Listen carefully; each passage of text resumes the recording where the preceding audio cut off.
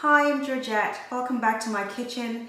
It's the weekend and we're going to have fun this weekend. We're going old school. We're going in with the jerk paste, my jerk paste. There are different ways of doing it, but I'm going to set the board up, show you all the key ingredients and walk you through what's a straightforward process to get your own homemade jerk paste ready in the fridge so you can put that on your chicken, your pork, any meat you fancy putting that on just to get that nice paste and flavors deep within. I've got my board for my homemade jerk paste. It looks quite full, but don't worry, it will all be clear once I start going through the ingredients for you. And I've got dried ingredients and I've got fresh stuff on the board. I'm going to start with the dried ingredients. I've got 2 tablespoons of natural molasses brown sugar here, and I like that because of the color and because of the flavor you get with that. Characteristics of the jerk is the pimento berries, allspice berries. I've got 2 tablespoons of those. I've got 2 tablespoons of salt in this, and over here I have a tablespoon of ground black pepper, tablespoon of paprika, and 2 tablespoons of distilled vinegar. This is malt vinegar, but you can use cane, that's my preference. And we've got 100 mils of just cold water. And the liquids are really to help the paste get along once you get it into the blender or food processor.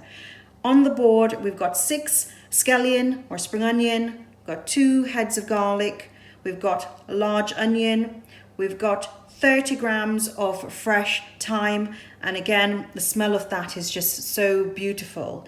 We've got half nutmeg, which we're going to grate for the paste, and we've got 80 grams of fresh ginger, and of course, absolute for the heat, we've got scotch bonnet pepper. We've got 6 of those, and guys, everything is going in today. That's the seeds, the flesh. You can remove the stalk, but everything's going in. We're aiming for a roughly chopped paste that you can decant into a jar to store in the fridge, and some you can put in the freezer. It'll stay in the freezer for about a year, and the stuff in the jar can stay in the fridge for about 6 months.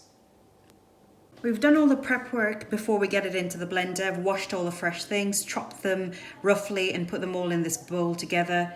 And the allspice berries, I've mashed them in the pestle and mortar just so that it doesn't break my blender when I put it in. And that's all ready. And then half nutmeg I've grated, ready to go in. And you'll recall that we have the 100 mils of cold water that we'll use to start our paste, but you can add more water in depending how loose you want to make it. And I think we're ready for the blender.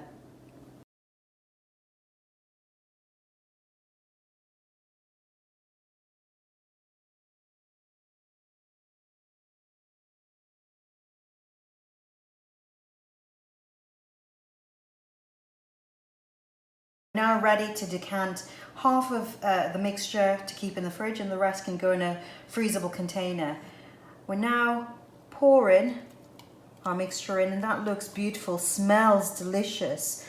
And again, guys, sometimes when I want a deeper color to this, I add some browning to the mixture so I have a deeper, darker color to it.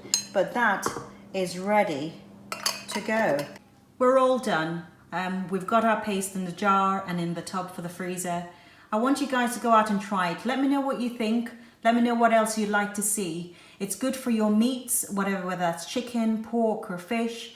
And give me some comments. Tag me if you wish, and share it with friends and family. Get cooking.